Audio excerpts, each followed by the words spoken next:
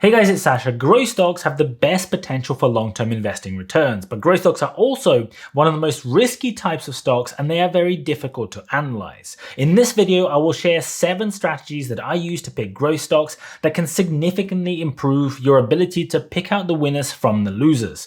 Now, these tips won't be the typical stuff that you'll see on YouTube. I will not be talking about just diversifying your portfolio and all the other stuff that you probably already know.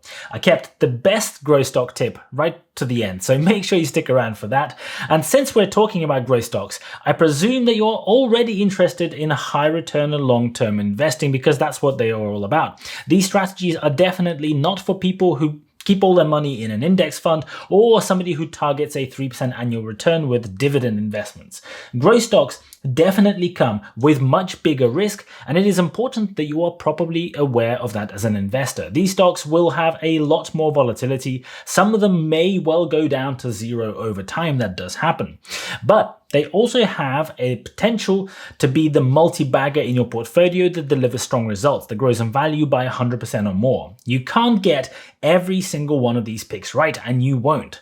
But you can definitely skew your chances in your favor by applying these investing strategies for growth stocks. Some of them may be a little more obvious, but hopefully there will be some tips in here that you really haven't thought about. If you particularly like one of these, please go and tap the like button for the YouTube algorithm so that this video can reach more people. All right, let's start with the first tip, and that is the one that sounds very obvious, but is actually much harder to apply in real life than it sounds. One of the best ways to dramatically increase the return on your growth stock investments is to buy heavily on non-material or exogenous dips. Let me explain what this means. Growth stocks are naturally volatile, and their share price can suffer very heavily when the market sentiment shifts or some negative press comes out or something else like that. You've got traders and funds who sit there staring at the Bloomberg terminal and bang, some negative news story turns up about a growth stock and a big sell-off happens, which pushes the price down by 20%. And this happens a lot. Every time that happens with a stock that you are particularly interested in, it is really critical to assess whether the reason for this drop is material to your long-term outlook on the company optics. Does this news actually affect your long-term valuation? If you determine that it doesn't, or that it doesn't in any material way, then you could go and buy that stock at a 20 or 25% discount for seemingly no reason whatsoever. And if that stock that just dropped by 20% then goes back to the same value that it was at before even accounting for any future growth, you are already 25% up. Here's a few recent examples where I did this over the last couple of months. A few weeks ago, Fiverr published their quarterly results, and their projection for EBITDA for the rest of this year dropped by 50%. Now, Fiverr is a stock that is operating at break even at the moment because they are basically reinvesting everything that they are making back into marketing spend in order to grow the business. So there is no real EBITDA anyway, and a 50% drop this year on a number that is pointless and immaterial doesn't really mean anything for where I see the company going in 5 years' time. The stock dropped by more than 20% in value, and I ended up buying a lot of Fiverr shares when that happened. Yesterday, Lucid Motors also dropped by 20%, and that happened because the 1st of September was the expiry of a lockout period for Lucid's PIPE investors. It was the first day that those institutional investors, when Lucid went public, could sell their stock. And people panicked thinking that this was going to be a massive sell-off and the share price tanked and it was the end of the world. But for me, this is a short-term fluctuation and it literally has zero impact on what Lucid is actually doing or my long-term projections on what they might be able to deliver. So again, I went and bought a load of shares at a massive discount yesterday as well. With growth stocks, these sorts of events happen all the time. So there will almost always be an opportunity like this pretty much every single month if you have enough different growth stocks that you are following. If you capitalize on these random drops, then the average price at which you are buying those shares can be substantially lower, which can then yield much higher relative returns as a result when that share price actually goes up in the end. Now, the second tip might seem controversial. You might say, duh, obviously, but hear me out. When investing in growth stocks, you only want to target companies that have an exceptionally high upside on the share price. Most of the growth stocks that I invest in have upsides of over 100%. But it's not as simple as saying that you should invest in things that could get you a high rate of return because, well, of course you do, right? Well, growth stocks naturally carry a lot of risk. Some of that risk you can't even forecast because it is an unknown risk. And some of these stocks might actually end up losing all of their value over time. Growth stocks also tend to take a long time to catch up to the valuations because the markets tend to overprice and overvalue the risks and impact like inflation. So if it's going to take you a few years to get that rate of return, and some of your growth stock picks might not make it at all, if you want to get a good average annual return rate on your investments, you better make sure that those that do make it at that point a few years in the future have a substantially big enough upside as a counterbalance. Now, there is no point in picking an early stage growth stock that has a 20% upside if it's going to take you, say, 3 years to get there, because you're already losing to the market average if you look at it as a per year growth rate. So how do you pick growth stocks that really do have a big potential for growth? Well, I'll cover a few ways that I use to pick them. The first is looking out for companies where you can see concrete data that is showing a substantial growth in revenue and profit that is coming down the line in the future that hasn't yet materialized into the P&L. And this is a really important factor because most growth stocks will not have this. And many companies will be building out the proposition hoping that the customers and revenue will turn up in the future, but they don't know that it will. But some growth stocks, especially those in slightly later stages, literally show you what their future growth will look like in some of the data that they publish. Take Palantir as an example. Analysts are forecasting limited revenue growth. There's a lot of negative press about them. The average forecast on Yahoo Finance gives them a 30% rate of growth in 2022 over 2021. But their revenue is currently growing at 49% per year, while their future deal value is growing at 146% off the rate at which they're currently banking that revenue. So they are literally showing you numbers that say that they are currently growing at 50%, and that rate of growth is accelerating very sharply. And that is exactly what I'm talking about. You can already see the data that will then become revenue and profit in future years, and you can see it today. But for whatever reason, the market discards that data and seems to completely ignore it when making their projections. And this data is not supposition, it isn't theory or hopium. It is literal contracts that that company is selling that will then materialize into dollars. Remember, very few companies will show you this glimpse of what will be happening over the next 3 to 4 years. So when they do, and when that data shows a continuous acceleration of growth, that is an incredibly powerful signal. Now, for early stage growth companies, valuation will be even harder. How do you value a company that hasn't ever sold a single product, or a company that is loss-making because they only recently started on their journey? Well, these companies will have a much higher level of risk. They also sometimes have a much higher potential for long-term returns.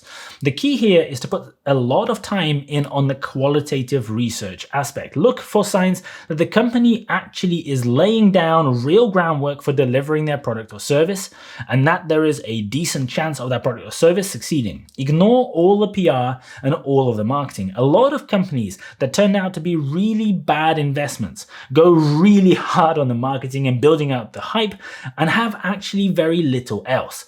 Sometimes that marketing will grossly exaggerate things or even outright lie. Nikola Motors is a prime example here. They made a fake truck and filmed it after they literally pushed it down a hill, pretending that they have a working prototype.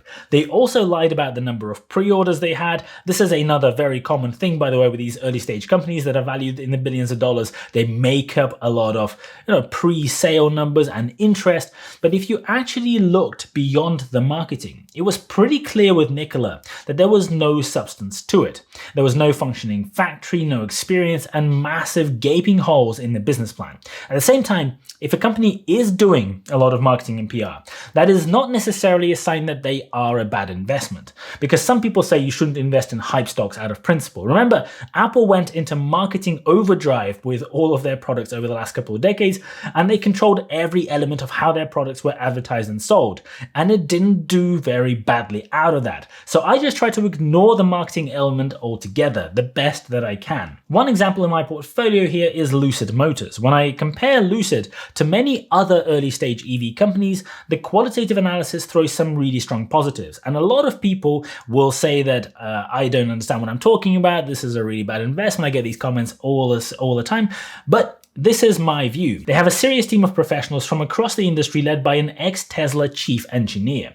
They have a huge existing factory that already has large parts of the production line operating. There is plenty of footage and other evidence out there. They've made close to 200 prototypes of the car, and there are endless videos out there where you can see these driving around in the real world. Videos made not by the company, but by real people who just happen to see it. And there is a huge gap between making a prototype and actual scale production. I am aware of that. Elon Musk repeats this point all the time on Twitter, but even getting a sizable number of real functional prototypes is already a step further than many of these other companies will ever get to. And on the financials, Lucid scored huge early funding rounds from the Saudi Arabian Public Investment Fund, and this summer collected even more money from their SPAC merger. It is incredibly rare for a company that is this early to have such a strong balance sheet on top of having a sizable production facility. And then you get to the technicals and you see how good their battery production technology is, how good their electric motors are, and how both are leading within the industry, and that makes for an incredibly compelling case. And this brings me to my next point, which I think a lot of people really don't think about, but I keep repeating it because it is really important. When I pick growth stocks, I absolutely want them to be in a high growth squared company. And that means that not only do I want the company to grow and establish themselves and do really well, but I also want the industry within which that company operates to be on the way up. I want that industry to be exploding over the next decade. Because if a company does well within an industry that is also exploding, then that explosion tends to pull the company up along with it. So I'm not really interested in growth stocks in industries that are not going through that process or are dying out. I don't want an innovative printer company or an innovative tobacco business. But when I see new industries or major disruptions that will fundamentally change the world for the better, I definitely want in on that. Electric vehicles and self-driving technology are some of those industries for me. We are definitely going there one way or another, and it's going to make the world a better place.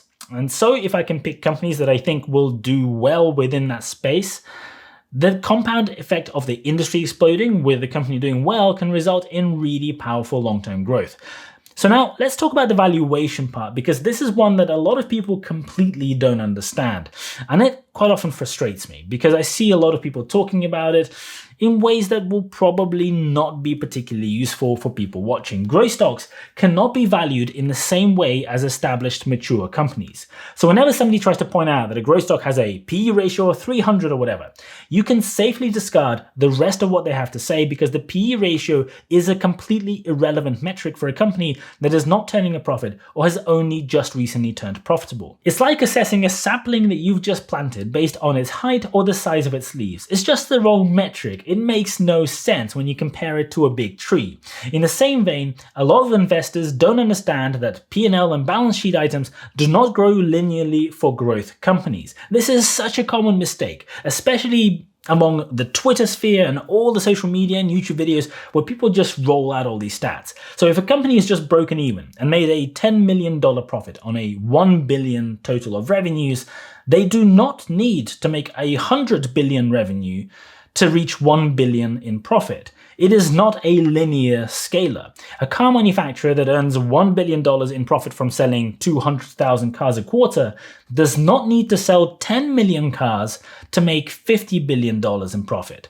So the only way to properly assess these types of companies is to do some sort of a bottom-up present value model where you actually model out the different elements of the company's business so that you can properly understand what those nonlinear relationships between the different metrics, different parts of the company, different costs and different revenue streams are. It is not easy. It will take a lot of time. It is far more complex than taking the last year's profit number and multiplying by 15, which is what a lot of people tend to do as their due diligence. And that means a lot of people who don't understand growth stocks will just simply discard them, and they'll tell you that it is completely worthless investing in them. But you can use that to your advantage. If you do put the time and effort in, and you can then show yourself that you think that the current share price for that growth stock is grossly undervalued based on your reasonable best case assumptions, then the stock could offer incredible long-term returns because of this valuation factor. And I've saved the best one till last, as I promised. This is one that a lot of investors get completely wrong because a lot of people just don't get it. And this one's juicy. I love investing in growth stocks that have a natural non-linear growth business model. Now, a nonlinear growth business model doesn't just mean that I think the revenues will grow more and more every year. It's a bit more complex than that. It means that the way the business is operating and the fundamental way their products work automatically imply that nonlinear growth in the future. So when you see that company executing the early stages of that nonlinear business model, you can then see that the rest is coming before it comes. And when it comes, those numbers can look insane. A nonlinear business model can come in different guises. One is where the customers that a business acquires are not transactional and have a very long revenue tail. That means that the customers that you bring in aren't just going to make one purchase. If they like your product or service, they'll keep paying you for months and years to come. Now, don't confuse that with monthly subscription models. Those can also do well, but those models are just splitting out the total expected revenue into monthly payments. This isn't the same thing. A good example of a nonlinear business model is Amazon. The company did everything to provide the best possible service to their customers buying on the platform. The buying process is super easy. It was industry leading for a long way, it still is. Your purchase arrives the next day, and guess what? Next time you need to go and buy something else, you're going to go right back to Amazon. Month after month, year after year, this is what happens, and this is what's led to the growth that Amazon has been experiencing. Fiverr is an example of an early stage growth company where the numbers are showing the same type of pattern.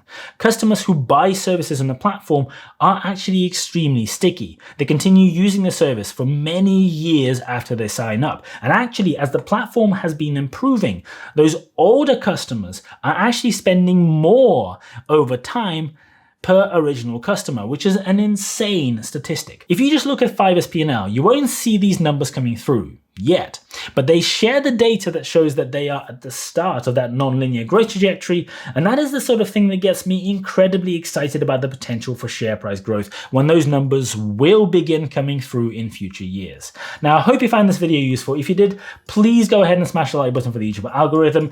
Thank you so much for watching. I really appreciate it, and as always, I'll see you guys later.